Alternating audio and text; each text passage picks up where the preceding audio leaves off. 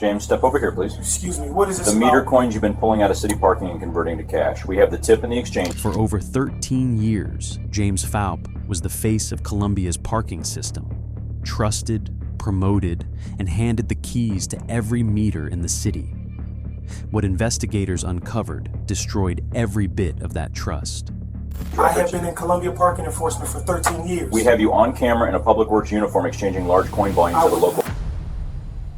13 years, 3 promotions, 1 prior conviction for the exact same crime buried in a court file no one at City Hall ever pulled. By the time the officers in this footage finished reading James Faup his rights in the parking lot of a coin redemption business on Business Loop 70, the city of Columbia, Missouri had already begun the most embarrassing internal review in the department's history.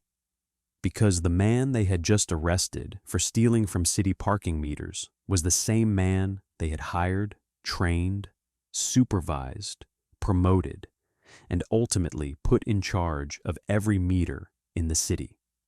Before we go any further, I want to know what you think. Should a prior conviction for stealing coins from parking meters disqualify someone from ever managing parking meters again?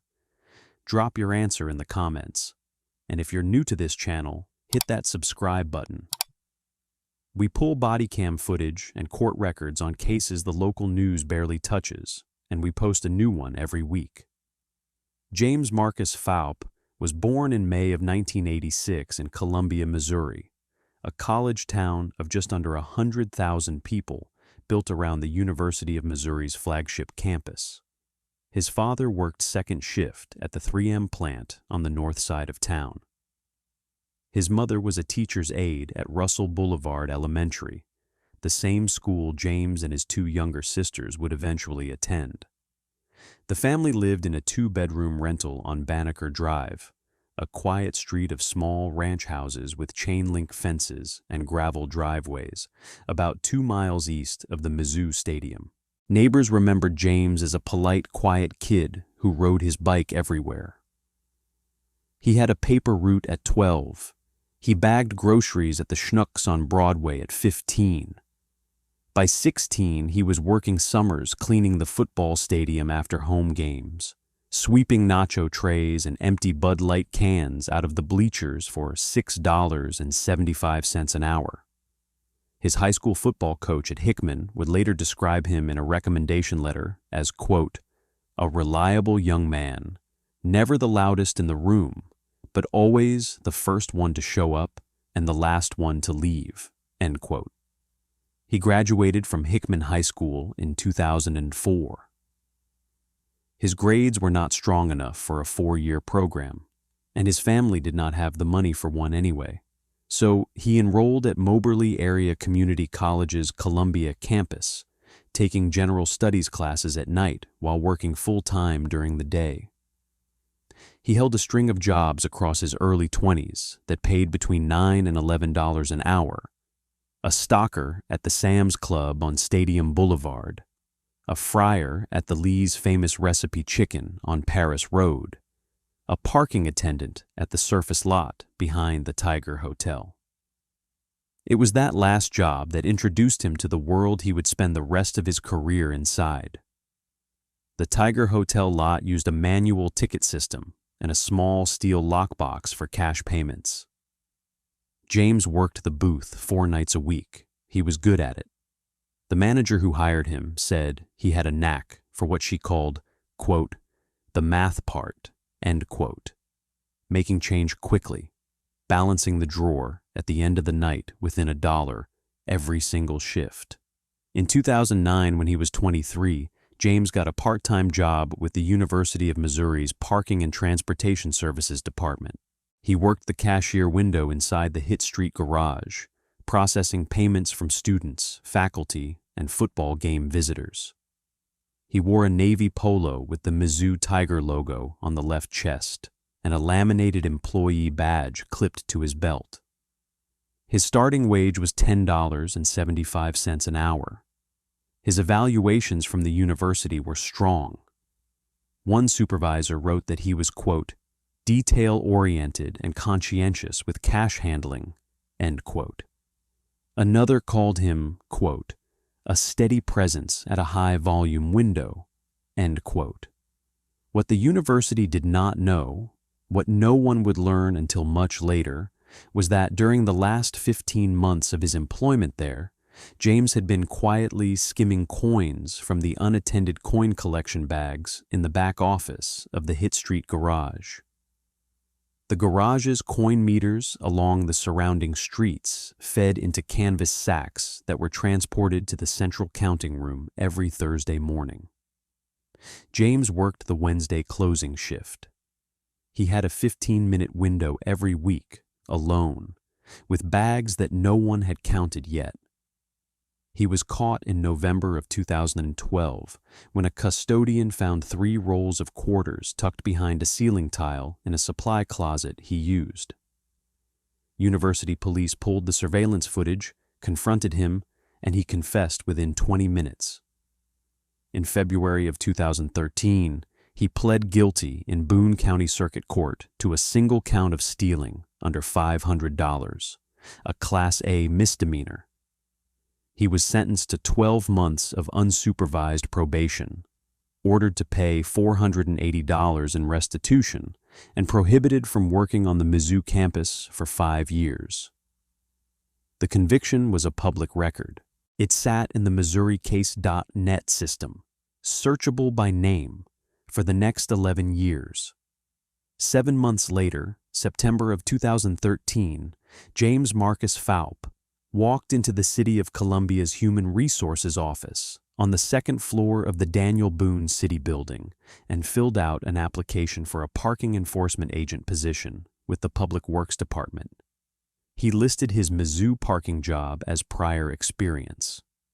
He left the conviction question blank, then later checked the box marked, quote, no, end quote. The background check the city ran flagged the misdemeanor, but the records that came back to the hiring supervisor were summarized as a, quote, minor theft, end quote, without context. The supervisor, a 41-year-old crew lead named Daryl Hutchins, did not pull the underlying file. The position needed to be filled.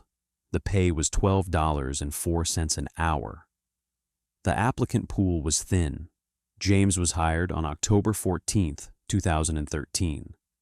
He started the following Monday in a Navy Public Works uniform with a yellow reflective vest, writing tickets along 9th Street and Broadway in downtown Columbia. His evaluations across the next decade were uniformly positive. In 2015, his supervisor wrote that he was, quote, the most consistent agent on the downtown route, end quote.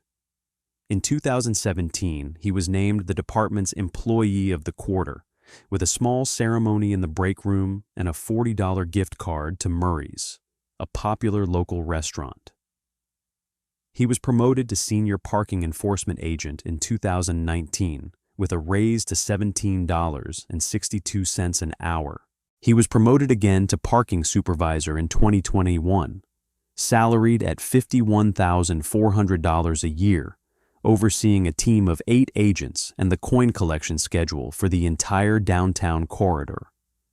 And in December of 2024, after a national search that produced 3 internal finalists, James Marcus Faup was promoted to parking manager for the City of Columbia. His new salary was $73,800 a year. He had a small corner office on the 2nd floor of the Public Works building on Big Bear Boulevard, with a window overlooking the fleet yard where the meter collection vans were parked at night. He had keys to the coin counting room. He had access to the daily revenue logs. He had final sign-off authority on every coin deposit slip that left the building. The city had taken a man with a documented history of stealing coins from parking meters and made him the person responsible for every coin in every meter on every street in Columbia, Missouri. To understand what happened next, you need to understand how Columbia's parking system actually worked. The city operated approximately 1,400 metered parking spaces concentrated in 3 zones: the downtown district along Broadway and the cross streets between 5th and 10th, the Mizzou-adjacent commercial strip along 9th Street, and the medical district around the University Hospital complex. Roughly 80% of those meters had been converted to credit card and mobile pay units by 2023. The remaining 20%, about 280 meters, concentrated in the older blocks downtown, still accepted coins only. Those 280 coin meters generated, on average, between $11,000 and $14,000 a month in revenue. Quarters made up the overwhelming majority of the haul. Dimes and nickels showed up occasionally. Pennies almost never. The collection schedule rotated on a 3-day cycle. Agents in marked public works vans drove a designated route, unlocked the underside of each meter with a department-issued key, and emptied the coin canister into a numbered canvas bag. Each bag was sealed with a zip tie, tagged with the route number and date, and returned to the central counting room at the Big Bear Boulevard facility. The counting room itself was a windowless 12 by 14-foot space with 2 industrial coin sorting machines, a digital scale, a desk, and a wall-mounted camera that recorded 24 hours a day onto a hard drive that overwrote itself every 30 days. Bags were supposed to be counted within 48 hours of arrival. 2 staff members were supposed to be present during each count. The totals were logged in a spreadsheet, compared against meter-side revenue estimates generated by the city's accounting software and reconciled monthly. That was how the system was supposed to work. In practice, the camera in the counting room had been malfunctioning since the summer of 2023, recording for 2 or 3 days at a time, then going dark for a week, then recording again. Maintenance tickets had been filed. None had been resolved. The 2 staff requirement had quietly been dropped during the staffing shortages of 2022 and never formally reinstated. The monthly reconciliation against software estimates had always been treated as an approximation because the city's revenue model assumed a 15% variance between estimated and actual meter take. A variance large enough that thousands of dollars could disappear in a given month without triggering any automatic alarm. And the person responsible for the spreadsheet, for the reconciliation, for the camera maintenance request, and for the staffing assignments in the counting room after December of 2024 was James Marcus Faup. Investigators would later piece together a timeline that began within 6 weeks of his promotion. The first confirmed unaccounted-for discrepancy in the meter revenue logs appeared in early February of 2025. The downtown coin route, which had averaged $3,100 a week for the preceding 8 months, suddenly came in at $2,640, a $460 drop. Within the 15% variance window, no flag.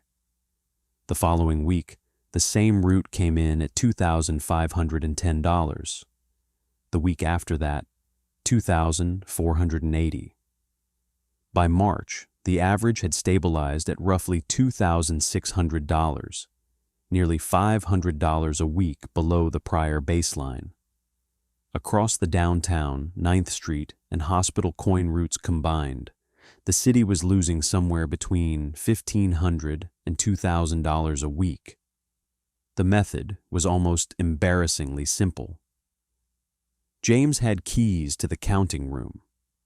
He had keys to the storage cabinet where the sealed bags were held before counting. He had the authority to assign himself as the second staff member on any given count, and then to mark in the log that he had counted alone because the assigned partner had called out. He had the authority to enter the totals into the spreadsheet himself. What he did 3 or 4 days a week after the rest of the parking office had gone home for the day was unlock the counting room, open one or two sealed bags from the previous day's collection, remove between $300 and $500 in quarters, reseal the bag with a fresh zip tie from a department supply roll, and enter a reduced total into the spreadsheet. The bags themselves were never weighed before counting. The zip ties were not individually numbered. The discrepancy was buried in the spreadsheet at the source. The quarters then had to be moved. Carrying loose quarters in any meaningful quantity is, mechanically, a problem. $1,000 in quarters weighs just under 50 pounds. James used a navy gym bag with reinforced handles, which he kept in the trunk of his 2018 Chevrolet Malibu. He transferred coins into the bag in the counting room, walked them to his car in the secured rear lot, and drove them home. A small two-story rental on West Sexton Road, about 10 minutes north of downtown. The coins accumulated in a plastic storage tote in his basement utility room. Every 2 to 3 weeks, he would load the tote into the Malibu and drive it to one of several coin redemption businesses in the Columbia metro area. He rotated between 3 locations: a check-cashing storefront on Business Loop 70 East, a small numismatic and coin shop on Worley Street, and, less frequently, the Coinstar kiosks at the Hy-Vee grocery stores on West Broadway and Conley Road. The check-cashing storefront paid him face value in cash. The coin shop paid him a small premium for any pre-1965 silver quarters he happened to bring in. The Coinstar kiosks took a percentage but asked no questions. The lifestyle changes were modest, which was part of why no one noticed. James did not buy a new car. He did not take expensive vacations. He paid down the balance on a credit card he had carried since 2018. He bought a 55-inch Samsung television for the living room in March. He took his daughter to Worlds of Fun in Kansas City for a weekend in June and paid in cash. He picked up a habit of eating lunch out 4 or 5 times a week instead of bringing a sandwich from home. His co-workers noticed only that he seemed, in the words of one agent who would later be interviewed, quote, "a little more relaxed since the promotion," end quote. By the fall of 2025, investigators would estimate James had taken somewhere between $38,000 and $46,000 in coins out of the city's meter revenue. The exact figure would never be precisely determined because the baseline he was stealing from had been adjusted downward in the spreadsheet at the moment of theft. Auditors would later have to reconstruct the loss by comparing transaction-level meter data, which the credit card units captured automatically, against the recorded coin take, and extrapolating from the historic ratio between the two. The scheme might have continued for years. There was no internal mechanism that was going to catch it. The camera was broken. The two-staff rule was dead. The reconciliation was approximate. The person who would have had to flag the pattern was the parking manager, and the parking manager was the thief. What ended it was not a city audit. It was not a colleague's suspicion. It was not a software flag. It was a stranger on a sidewalk who happened to look twice. Stories like this one, where the institution itself created the conditions for the crime, they don't get the coverage they deserve. If you want to see more accountability reporting on the people we hand the keys to, subscribe to this channel and turn on the notification bell. We post one of these every week. On the morning of Tuesday, March 17th, 2026, a 48-year-old woman named Renata Voss was walking out of the Aldi grocery store on Business Loop 70 East at roughly 10:15 a.m. when she noticed a man in a Navy Columbia Public Works uniform walking into the check-cashing storefront 2 doors down, carrying what she would later describe to police as, quote, "a heavy-looking blue gym bag," end quote. The detail that caught her attention was not the bag. It was the uniform. Renata Voss had spent the previous 26 years working in the city auditor's office. She was 3 months from retirement. She knew exactly how public works employees were supposed to dress, what they were supposed to be doing during working hours, and which businesses on Business Loop 70 a city employee in uniform had any legitimate reason to be visiting on a Tuesday morning. A check-cashing storefront was not on that list. She sat in her car in the Aldi lot for the next 22 minutes and watched. At 10:37 a.m., the man in the public works uniform walked out of the storefront, the gym bag now noticeably lighter, folded under his arm. He got into a silver Chevrolet Malibu parked in the row behind hers. She wrote down the license plate on the back of her grocery receipt. She drove back to the city auditor's office. She picked up the phone and called the non-emergency line for the Columbia Police Department. The tip was routed to Detective Sergeant Lorraine Hadley of the CPD's Financial Crimes Unit. Hadley ran the plate. The Malibu was registered to James Marcus Faup of 4218 West Sexton Road.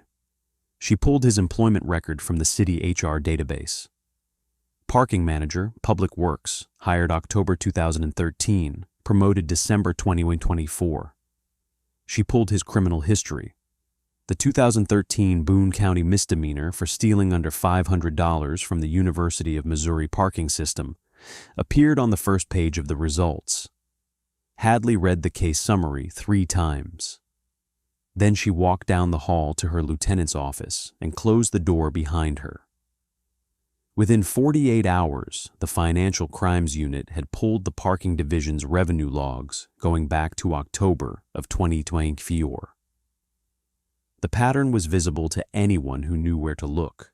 The sudden, sustained drop in coin revenue beginning the week after James Faup took over as parking manager, the consistent stabilization of the new lower baseline, the absence of any meaningful variance for the rest of the calendar year.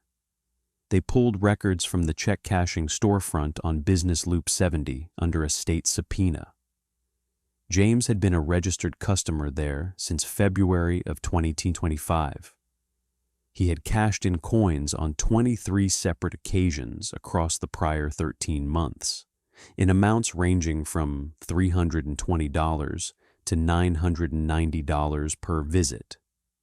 They set up surveillance on his next predicted visit. Based on the spacing of the previous transactions, they did not have to wait long. On the morning of Wednesday, April 1st, 2026, a CPD financial crimes detective in plain clothes named Marcus Patel was sitting in an unmarked Ford Taurus in the Aldi parking lot on Business Loop 70 East at 9:50 a.m. when the silver Chevrolet Malibu registered to James Marcus. Faup pulled into the lot 2 rows over. James got out of the driver's seat in his Navy Public Works uniform. He opened the trunk. He lifted out the Navy gym bag with the reinforced handles. He walked, without hurrying, toward the check-cashing storefront 2 doors down. Detective Patel let him go inside. He radioed the second unit, parked in the alley behind the storefront. He waited. At 10:11 a.m., James walked out of the storefront with a noticeably lighter bag under his arm and an envelope of cash in his right hand. He walked back across the lot toward the Malibu. He never made it to the driver's side door. The takedown was quiet. 2 uniformed officers, who had pulled into the lot from the back access road 30 seconds earlier, intercepted him beside the Malibu. Detective Patel approached from behind. James was placed against the side of the car, patted down, and handcuffed without incident. The envelope in his hand contained $640 in $20 bills. The gym bag, which had been left on the pavement beside the car when officers approached, was found to contain $43.75 in stray quarters that had not made it into the redemption count, along with 2 department-issued zip ties and a single City of Columbia coin collection key, serial number ending in 0473. A search warrant for the West Sexton Road residence was executed the same afternoon. In the basement utility room, officers recovered the plastic storage tote, currently holding approximately $1,800 in rolled and loose quarters, along with a second tote containing empty rolls, a coin sorter, a digital scale, and a notebook in which James had recorded the dollar amount and approximate date of every redemption transaction going back to February of 2025. The notebook total, when added up, came to $39,412. A search warrant for the parking division's counting room and Faup's office at the Big Bear Boulevard facility produced the spool of department-issued zip ties he had been using to reseal bags, a second city-issued coin collection key that had been logged as lost in 2022, and a printed log sheet from earlier that week with handwritten coin totals that did not match the figures James had entered into the official spreadsheet.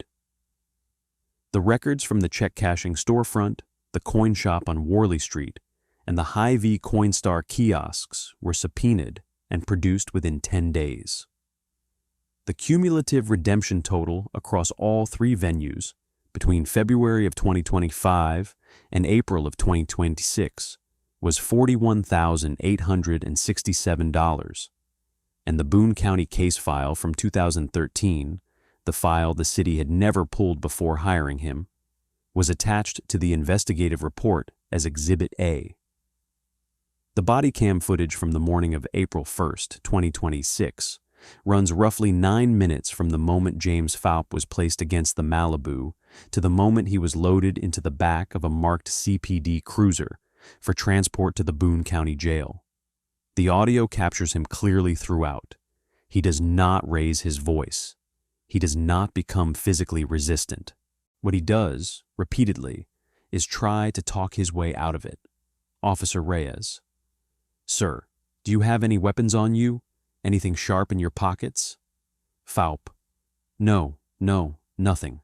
Look, I think there's been a misunderstanding here. I had some coins I needed to convert, that's all." Detective Patel: "Mr. Faup, we know who you are, and we know where the coins came from. You're under arrest for felony stealing from the City of Columbia. Anything you say can and will be used against you." Faup: "It's just quarters, man. It's just quarters." "You're talking about quarters." Detective Patel: "I'm talking about $40,000 in quarters out of city meters, Mr. Faup." Faup: "That's not... Okay. Can I just talk to somebody? Can somebody from the city come down? This is going to be a misunderstanding. I run that office. I know how those numbers work." Officer Reyes: "You can talk to whoever you want once you're processed, sir." Faup: "I'm telling you, I have a daughter. I have a daughter at home. Is there a way to..." Detective Patel: "Mr. Faup, you've been arrested for this before. In 2013, from the university lot, same thing." There is a long pause in the footage at this point. Faup is visible on camera, hands cuffed behind his back, looking down at the pavement beside the rear tire of the Malibu. His shoulders drop. He exhales once, slowly. When he speaks again, his voice is quieter. "Faup, I want a lawyer." Those are the last words he says on the recording. He is walked to the cruiser, placed in the back seat, and the door closes behind him. The footage cuts off 90 seconds later as Detective Patel turns off his camera to begin documenting the contents of the Malibu's trunk.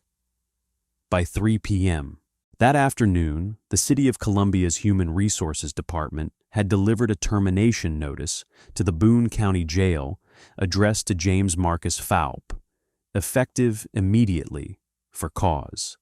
James Marcus Faup was indicted by a Boone County grand jury on April 14, 2026, on a single count of felony stealing, public servant, of property valued at $25,000 or more, in violation of Missouri Revised Statutes, Section 570 30. The charge carried a maximum penalty of 7 years in the Missouri Department of Corrections. A second count of forgery, related to the falsified counting room log sheets, was added in a superseding indictment 2 weeks later. He was represented by a Columbia defense attorney named Patrice Egbuna, who had handled white-collar cases in Boone County for nearly 20 years.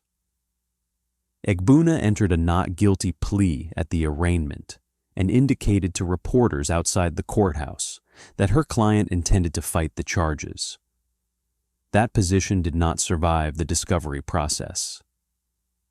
The notebook recovered from the basement, in James's own handwriting, contained dated entries matching the check cashing records almost line for line. On September 8, 2026, in front of Judge Helena Marchetti of the Boone County Circuit Court, James Marcus Faup pled guilty to 1 count of felony stealing, public servant, and 1 count of forgery in exchange for the state's recommendation of a 4-year sentence and full restitution. The sentencing hearing took place on November 16, 2026. The City of Columbia's interim parking manager, a 61-year-old longtime enforcement agent named Teresa Okafor, who had been passed over for the promotion James received in 2024, read a victim impact statement on behalf of the city. Her voice cracked twice. She did not look at the defendant. Quote, "For 13 years, James Faup wore the uniform I wear. He ticketed cars on the streets I ticket.